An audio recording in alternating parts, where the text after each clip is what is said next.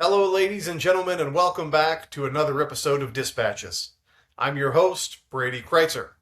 Our guest today is Journal of the American Revolution contributor and author Gary Ecelbarger, and he'll be joining us today to discuss a little known component of the Battle of Monmouth. Gary, welcome back. Brady, it's good to see you again, and I'm glad to be back.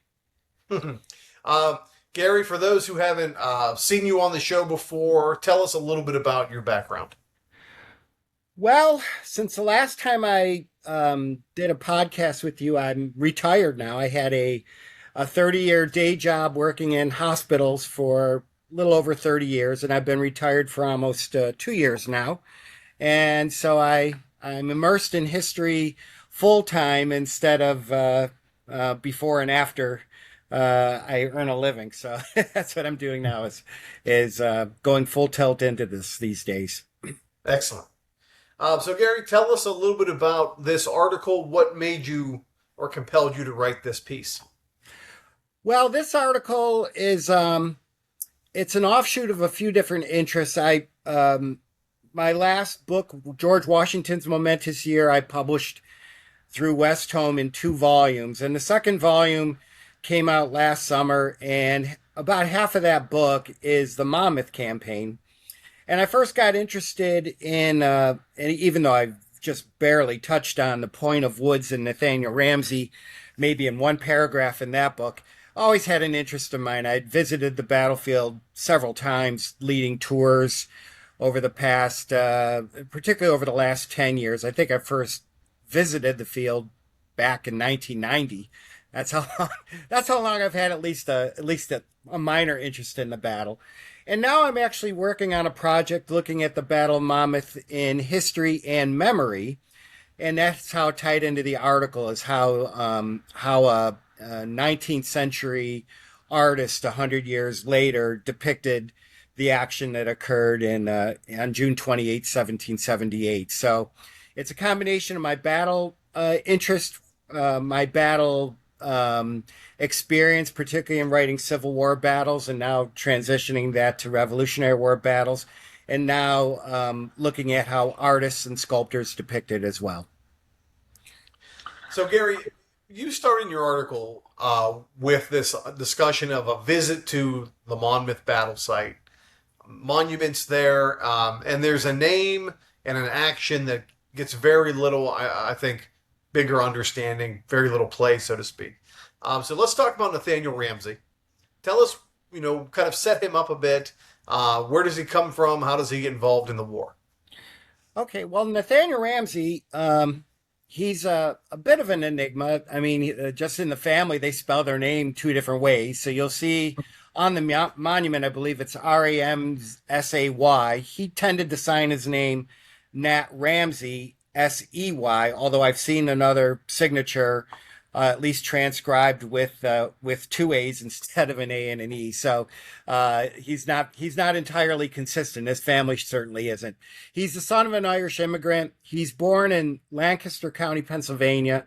He's one of 3 sons, all fairly prominent. One was a clergyman, the older brother. The younger brother is a more prominent physician and a historian, and Nat Ramsey in the middle became a lawyer. They all studied at what later became Princeton University, so that's where they all got their pedigree. And even though he's a native of Pennsylvania, he's more associated, Nat Ramsey, with Cecil County, Maryland, where he spent most of his pre-war life after his education, particularly, and he gets more associated with Maryland politics before the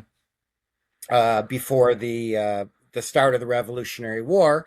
And when the war does start, he signs up as and gets the nod as the captain of, I believe, the Fifth Company of the Maryland Regiment, the First Maryland, under Smallwood, which becomes one of the Fighting 400 in their first action in the New York campaign. So his association is mostly in Maryland right before and after the war, and he ties in very well because he marries the younger sister of the famous Revolutionary War artist Charles Wilson Peale, which also will help with his legacy afterwards. That's kind of his pre-war story. Now, leading up to the battle, he's actually very uh, uh, experienced by the time he gets to Monmouth. I mean, he fights in the New York campaign. He escapes the casualties that pretty much befell most of that regiment in that Battle of Long Island, partly because of his height. He's almost 6 feet 3 inches tall. So when his company escaped across Gowanus Creek, he claims he could touch the ground. He didn't have to swim to get across it, although the water went over his chin. And there were several Marylanders who drowned in that crossing. So he escapes all of that. He fights in the failed action at Staten Island. He's in the Philadelphia campaign, at Brandywine, and at Germantown. Now, by this time, he is the lieutenant colonel of the 3rd Maryland. He received that promotion early January of 77. And even though he's second in command of that regiment, the commander, Mordecai Gist, is mostly involved that summer and fall along with Smallwood at raising Maryland militia. So Ramsey essentially is in charge of the regiment throughout that campaign. So he has a lot of experience as a regimental commander in some very big actions of the Revolutionary War. So by the time the Philadelphia campaign is over, he'll spend a little bit of time at Valley Forge, most of the time in the winter at Wilmington with the other 2 Maryland brigades. And then from there, he embarks on the Monmouth campaign. So, Gary, what should we know about Ramsey's role on Monmouth? He sees a lot of action there. What would you say is probably the key point for us about what he does there? Well, fortunately and unfortunately, we have a very spirited and actually very thrilling account of what he did at the Monmouth battlefield. The unfortunate part about it is there are 3 versions of it, and he is the only primary source. I will say, though, in the 3 versions that he tells, he is extremely consistent, so there's no reason to doubt what he says. Now, his story will get embellished to some incredible degrees by the time it's put into bronze and even put on paper in some cases. So, and there are enough secondhand witnesses to him that actually could confirm parts of his story. So he'll start out Monmouth, the battle, as he starts out the campaign in the third Maryland, but during the campaign, Washington wants to put his best foot forward, so to speak. So he makes a series of decisions that will result in an advanced corps that consists of 7 picked battalions, and Ramsey will be one of the battalion commanders, second in command, starting of one of those 7 battalions. This one under Anthony Wayne, and during the start of the battle, the advanced corps is moving on toward the Monmouth courthouse to pursue the retreating British Army. There's no infantry fighting going on, but it will turn into a little bit of artillery dueling. And while that occurs, who we think is that battalion commander is James Wesson, who initially commanded the 9th Massachusetts. Well, he's one of those few lucky survivors, I guess lucky or unlucky, of an artillery wound, because as he's bending over, a cannonball skids across his back. This is Wesson, and he goes down and is actually left on the field. So Ramsey will inherit that battalion and be its commander by the time it gets caught up in the really big action of the day, which is going to occur at what we will call the Point of Woods. Yeah, you write in your article, Gary, he has a run-in, a meeting with General George Washington. Yeah. It seems to happen a lot in the Revolution, but that's because we're studying important people. Right. Not every soldier has that run-in. So tell us about that. That's always an exciting moment when we see the figure of Washington we all know so well come into this man's life that we're just meeting. Right. And in this case, I still, to this day, and I'm still working on this, I still don't know if Ramsey and Washington ever had a face-to-face relationship before the battle.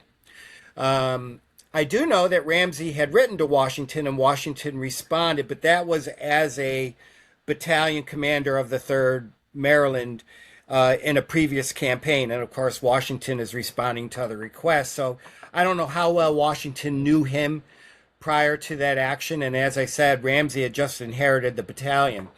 And interestingly, as part of Wayne's 3 picked battalions, as they are falling in retreat while the British are counter punching against them to drive them away from their army, which is on its march to New York. It's really the start of the big emphasis of the battle in the early afternoon. Washington has just had a huge confrontation with his second in command, Charles Lee, on a little knoll near the hedgerow. And while he's up there, Washington is actually scouting out the battlefield in front of him, and he has that quick perception of a battlefield. Washington usually doesn't get enough credit for this, but in this case, Monmouth is a perfect example where he knows, Washington that is, that he has to set up what will eventually be sacrificial lambs. He needs to set up temporary defenses to slow the British advance so that he can set up his main line of defense on a back hill known as Perrines Hill. But to do that, he needs to have bought time. And the only way that's going to occur is if his temporary defenses can slow down that advance by what really was starting out as the British rear guard, but now it's the advance onto the battlefield, led by Charles Cornwallis, with Henry Clinton personally leading it as well. And that's an elite British force coming after him. Frontline troops of approximately 3,000 soldiers, in 2 grenadier battalions, 2 guard battalions, and the 16th Queen's Light Dragoons are in that front line.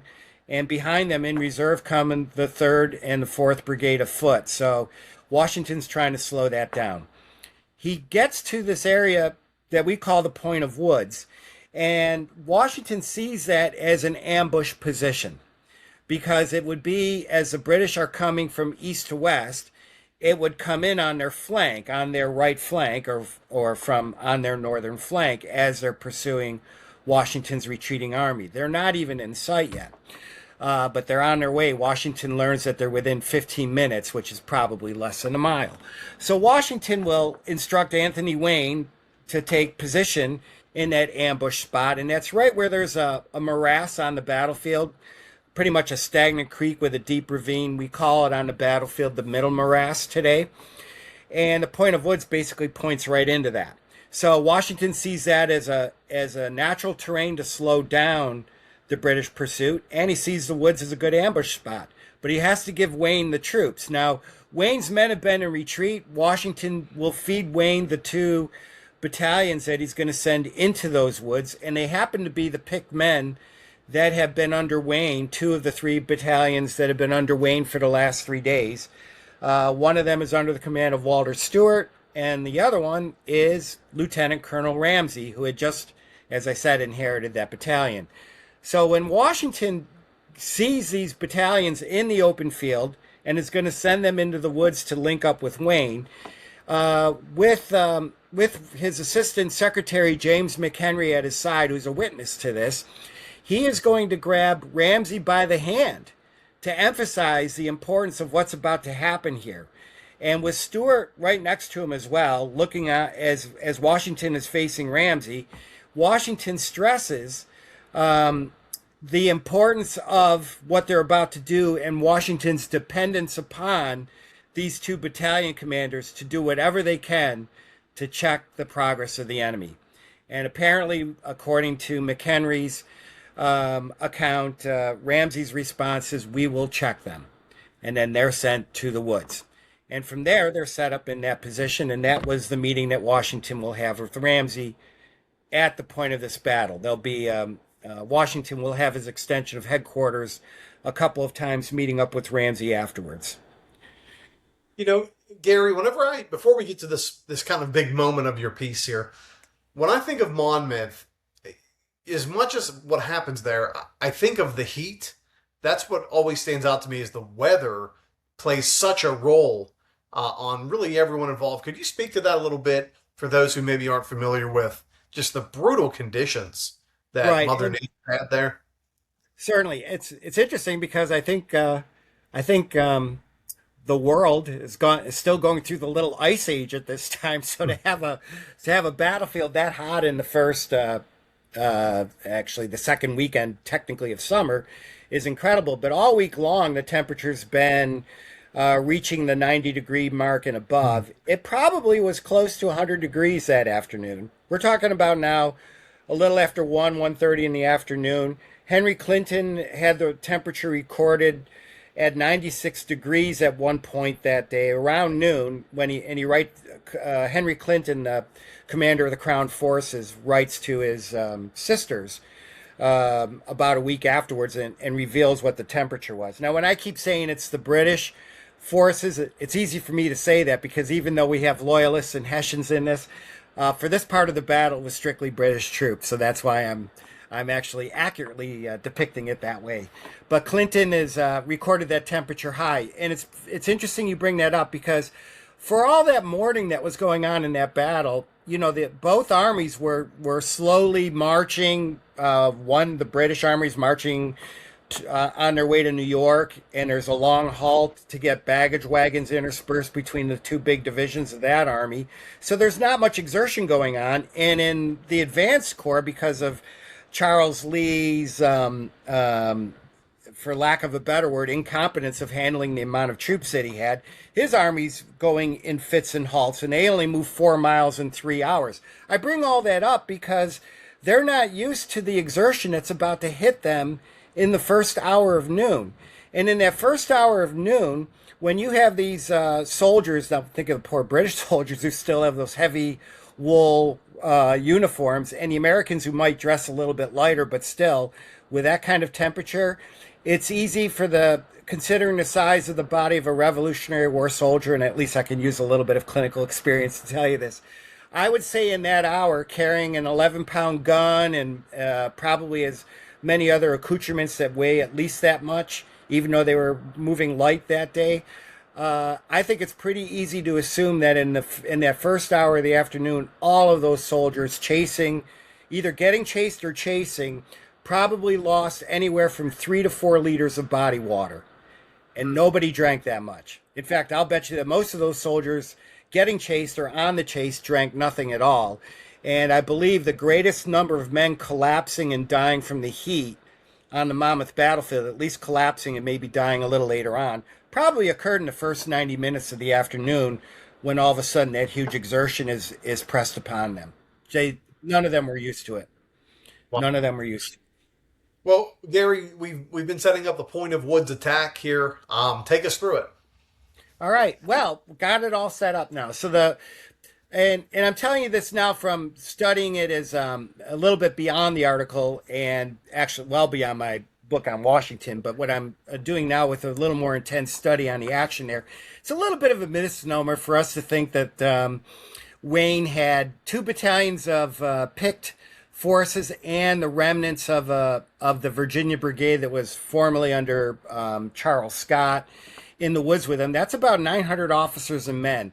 They don't fit in a point of woods that is only 300 yards deep and 500 yards across. So what I've learned now from studying Captain, we know him as Major John Andre, but Captain Andre made a neat little map of all this, and he basically shows us that the point of woods could have been the extension point of the American lines, but it probably went in 2 lines of battle, probably unequal, with a lot of trees interspersed to lengthen the line. That American ambush line probably stretched for half a mile. So it went from below the Cranberry Freehold Road to north of the Cranberry Freehold Road, where the woods crossed both sides of the road. And it was a perfect ambush position because when the Crown Force troops are pushing in that direction, Wayne's men light upon them at about, according to one new account that I've found that has never been published before, at 6 yards distance, not 60, 6. And that was the 1st Grenadier Battalion. And the Guards Battalion gets hit because they're moving in the rear of them. So they get hit tremendously by that first fire from Wayne's men. And then, because of their skill and training, after they recover from the shock of it, they will counter. They will counter fire, and then they'll surge into the woods. Now, I'll get ahead of the game to say that what the point of woods has done for Washington is it set up a perfect ambush. And what always is overlooked in all this is that Middle Morass has prevented the rest of the British Army from continuing to move west, even after Clinton and Cornwallis have ordered forces to pretty much vanquish the ambushers in the woods. So nobody's moving for at least 15 minutes. And there are four American cannons on the opposite side of that morass. There's high ground that you could still appreciate today in the orchards that basically surround the battlefield park, where you can really get a good appreciation of all that. Even though the point of woods technically doesn't exist anymore, that's more of a vestige. So anyway, the countersurge goes into that woods. Everybody, all the Americans in the woods are on foot. Walter Stewart goes down early with a wound. And this is where the bayonet charge, the experience of the British soldier, comes into play. They charge in after the fire outside of the woods by their musketry is followed by their bayonet charge, probably with them adding their yells into this, which instills that psychological trauma upon the Americans. And I would say even after 10 weeks of good training by Baron de Steuben, they still have not been able to, not yet, have been able to really have a good defense against a good bayonet charge inflicted by these British troops. And as that new letter that I found from from a British officer in a grenadier company, they've never inflicted so much mayhem in their life upon the American troops in the war to this stage than they did at that moment. So tremendous bayoneting going on in those woods. So after maybe two discharges by the American infantry, they're starting to retreat. And it is Ramsey, who's now, aside from Wayne, who's probably toward the rear, but it's Nathaniel Ramsey is probably the only true field officer in the front, and he stays in the front in the point of woods to repel against what's coming at him. So in addition to probably where he was, it was guards, but it could have been some grenadiers, because the whole 1st Grenadier Battalion's going in there. And the 16th Light Dragoons, they all fall, not the whole, not the entire British cavalry that's there, but probably scores of Light Dragoons will divert into the woods to go after these American ambushers. And guess who has to face off against them is Nathaniel Ramsey. Conspicuous target. He's off his horse, but he's 6 feet 3 inches tall. And as one of the Light Dragoons is coming at him with his broadsword, Ramsey has a smaller sword, and he beats him to the stab instead of the punch, I'll say. And he strikes at the soldier, probably mortally wounds him, although I'm not really sure of that, but drops him. And as Ramsey's trying to get to that soldier's horse, 2 other dragoons are coming at him from 2 different angles, one toward the back and one toward the front. The one toward the front will draw his pistol and fire right at Ramsey's face. Incredibly, that happens simultaneously as the sword from the dragoon coming in from behind Ramsey is stabbing at him, and the bullet will strike the sword of the rearward dragoon as he's trying to stab Ramsey, and it glances the bullet off enough to save Ramsey's life, but the bullet will go across his cheek, blacken it, and scar it for the rest of his life. That dragoon's blade does penetrate into Ramsey's shoulder. He will drop and he'll writhe in pain on the ground. I think he'll quickly still his body so that they don't get the paoli treatment of fallen soldiers laying in the woods, which was happening all over the place there. And the dragoons are eventually going to move on. So while Ramsey's wounded and laying there in pain, he keeps an eye open while he's laying flat on the ground and catches a sight of a while the battle's going on, catches sight of a British officer, calls out to him, says that that he is an officer in the Continental Army and expects to receive fair treatment. And surprisingly, he is going to be spared. That officer will have some comrades pick Ramsey up and take him to a house probably a little bit southeast of the Point of Woods. I don't know what house it is for sure, but the closest one is probably the William Kerr house. No longer stands, but the house site would be at the far end of where the battlefield park is today. And I think that's where Ramsey will spend the rest of the Battle of Monmouth, is in that house. He has lost so much blood that he's going to be given a bed to try to recuperate that night, and the battle will wage on from that point.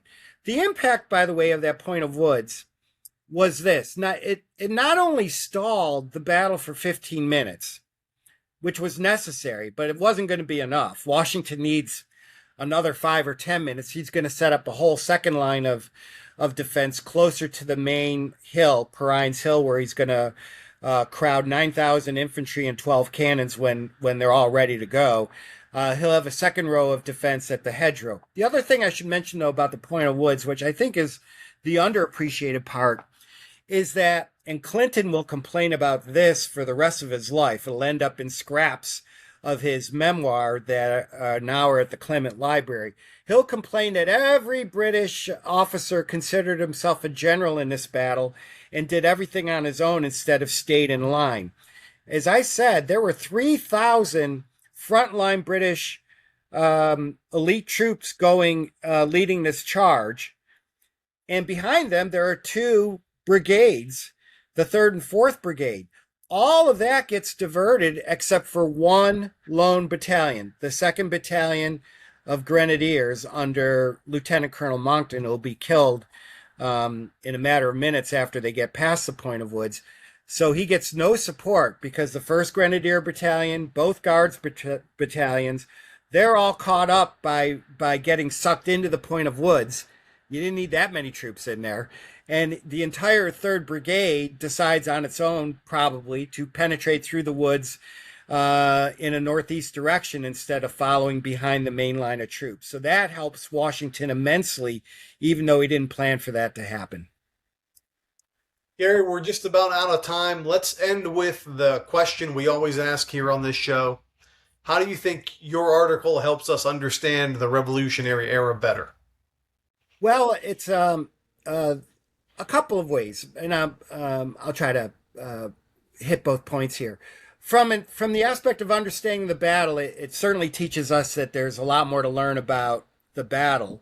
As I'm discovering now, learning more about the Point of Woods just by the interest in this topic has improved my interest to gather more and more information to expand on this fight.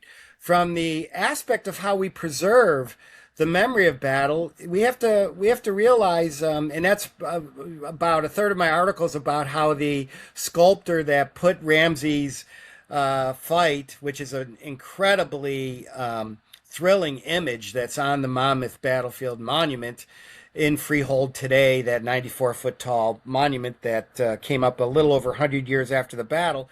Interestingly, the sculptor took it and ran, so to speak. I think he got the fight.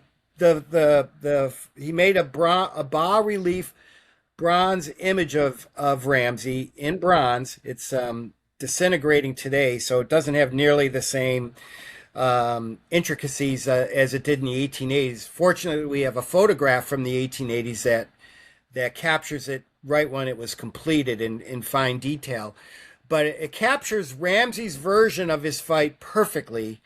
But all the background image, the whole image is called Ramsey saving his guns. Well, he didn't have guns. He wasn't an artillery commander. That whole aspect of it is mythology. And if you ever study that image, you'll notice there are no trees around it, because the sculptor never realized that this occurred in the woods. So I think what it's going to teach us is that we have to be, as we read and learn about a Revolutionary War history, always have a skeptical eye. placed upon everything that you see and read and hear. Keep in line with the primary source material, and realize from the historian aspect that we still have a lot to learn about these battles, as well as we try to do some deep dive into studying and trying to relay the information that we learned to our audiences. Excellent. Well, Gary Ecelbarger, thanks again for joining us. Thank you, Brady. It was a thrill.